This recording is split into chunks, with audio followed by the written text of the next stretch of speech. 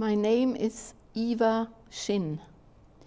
The year before the war started in 1938, I was 11 years old and living a quiet, harmonious life with my loving family. Our house stood on the edge of the Black Forest in Gernsbach in southwestern Germany. Many times the whole family would sit very quietly and listen to classical music on the radio or to records. I also vividly remember the hours in the evening when we would make our own music. My brother played the violin, my father the recorder, and I struggled to do my best on the piano. And we filled the house with beautiful sounds. This peaceful picture would not last long because Hitler started to become powerful. He promised to restore Germany to its rightful place among the great nations. People who had lived peacefully together before now became distrusting, withdrawn, and kept their opinions to themselves. Those who opposed Hitler were branded enemies of the state and were never seen again. And then the Kristallnacht happened. The synagogue in our town was burned to the ground by some fanatics, and the Nazis took a few Jews out of their houses and mistreated them. We had many Jewish friends and some Jewish classmates. They suddenly disappeared. But again, nobody talked. When I was 12 years old, Germany invaded Poland, the war broke out, and everything changed. Many nights we woke up to the wailing of sirens, ran down to our cellars, heard the droning of the bombers flying over us, listened to the sounds of the anti-aircraft guns, and sometimes to the sounds of the actual bombs falling.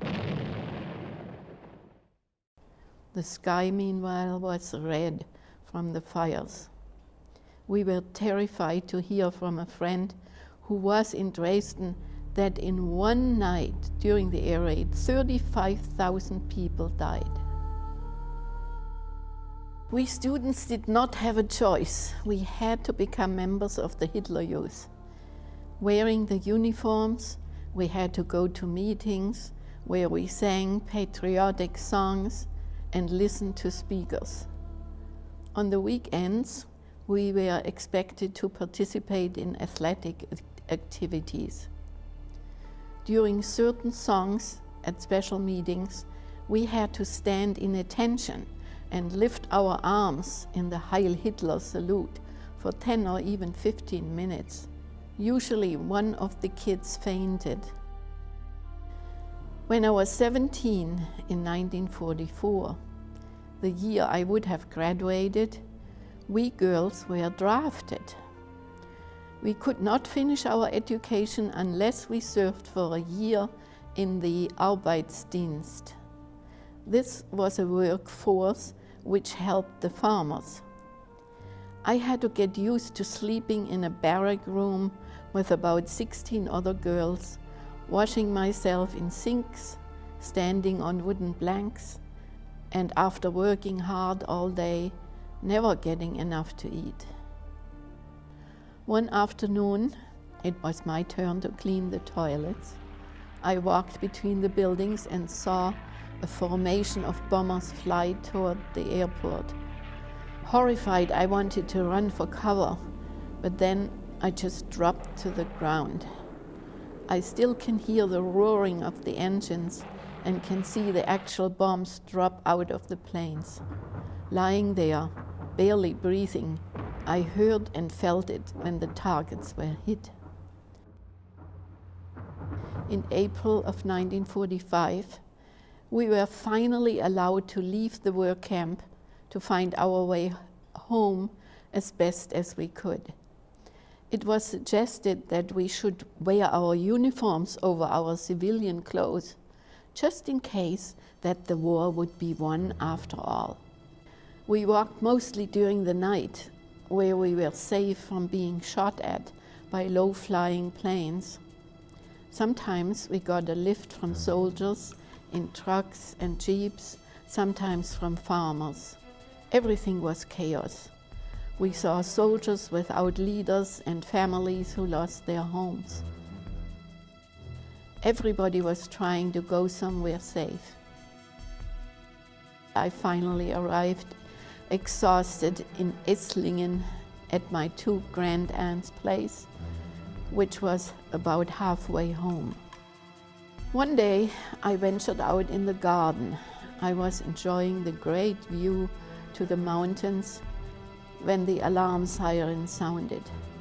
I ran towards the house but did not make it in time.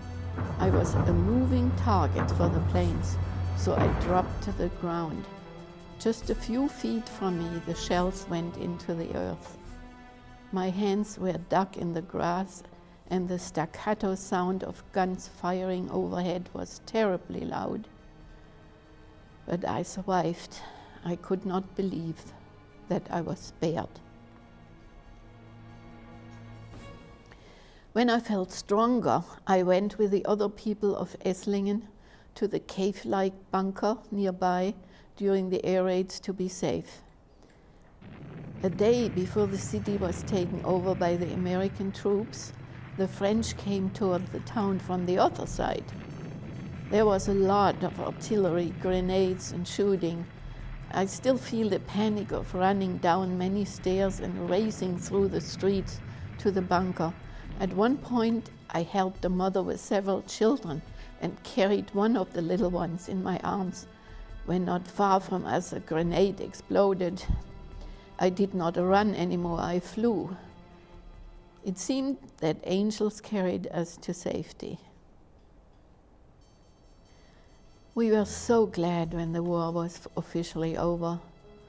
I was reunited with my dear mother, and we could share our war experiences. For a long time, she had not known whether we were still alive before she heard that my father and brother were prisoners of war. Even after the war had been over for 2 years, we still had not enough to eat. We still could not buy clothes or tools or books or anything. The ruins of houses bombed out were still everywhere. I decided then and there, wars are horrible. I don't ever want to go through another one.